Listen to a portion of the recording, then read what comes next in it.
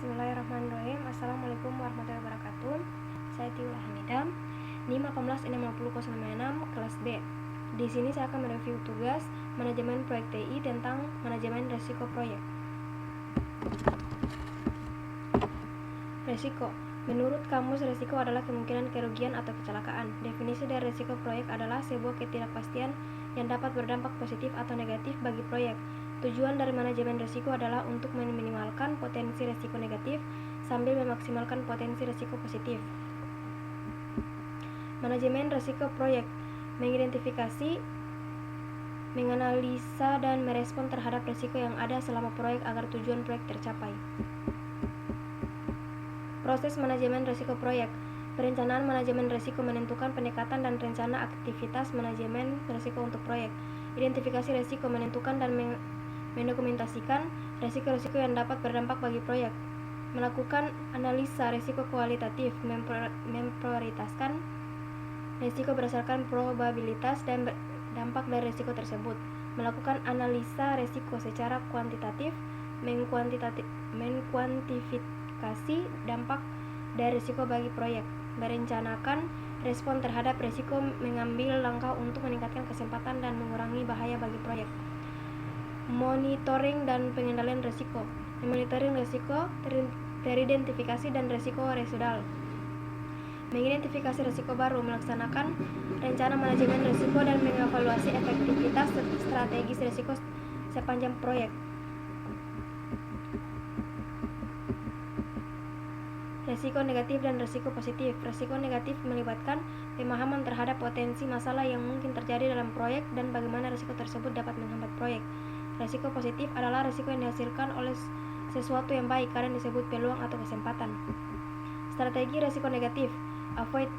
Penghindaran risiko melibatkan perubahan rencana manajemen untuk menghilangkan ancaman oleh risiko merugikan, mengisolasi tujuan proyek dari dampak risiko atau mengundurkan tujuan yang dalam bahaya.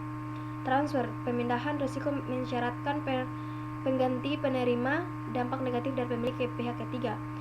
Mitigate. Pengurangan peluang dan dampak peristiwa berisiko merugikan ke ambang atau batas dapat diterima. Strategi risiko positif. Exploit. Strategi untuk memastikan bahwa kesempatan dapat terrealisasi. Contoh, menugaskan SDM yang lebih berbakat untuk mengurangi waktu penyelesaian atau menyediakan mutu lebih baik dari yang direncanakan. Share. Alokasi kepemilikan kepada pihak ketiga yang memiliki kemampuan terbaik menangkap peluang manfaat proyek. Contoh, Special Purpose Company, Joint Venture. Enhance. Memodifikasi ukuran kesempatan dengan meningkatkan peluang dan dampak positif dengan mengidentifikasi dan memaksimalkan pengendalian kunci dari risiko berdampak positif.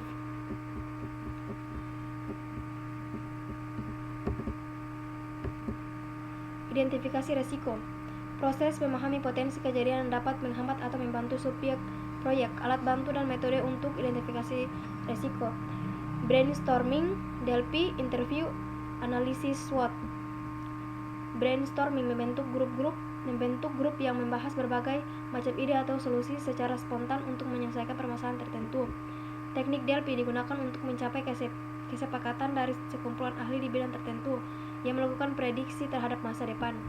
Interview, sebuah cara untuk menemukan fakta dengan cara mengumpulkan informasi melalui tatap muka, telepon, email, atau instant message. Analisis SWOT membantu mengidentifikasi risiko positif dan negatif yang dapat terjadi di sebuah proyek.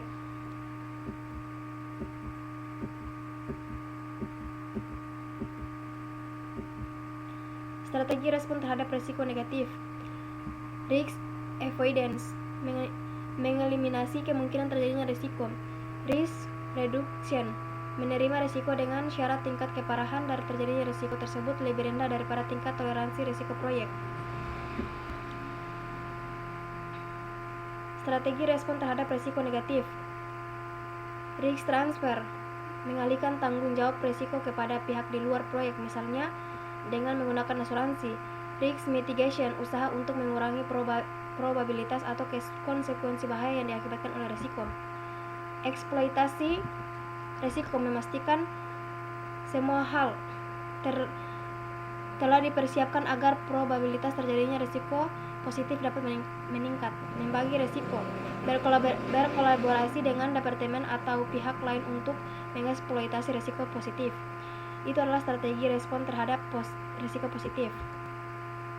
Lanjutannya, meningkatkan risiko usaha yang dilakukan agar sebuah risiko positif dapat terjadi. Menerima risiko positif yang sudah terjadi. Risiko residual, risiko yang terjadi setelah memperhitungkan kontrol yang sudah dijalankan dalam rangka pengurangan dampak dari risiko utama. Risiko kejadian perampokan aset atau barang dalam gudang. Risiko ini masih terjadi dengan tingkat yang lebih kecil walaupun sudah dipasang alarm atau CCTV dalam gedung tersebut. Risiko yang tetap ada setelah semua strategi respon telah diimplementasikan. Mungkin itu saja dari saya, kurang dan lebihnya mohon dimaafkan. Wabillahi taufiq wal hidayah. Wassalamualaikum warahmatullahi wabarakatuh.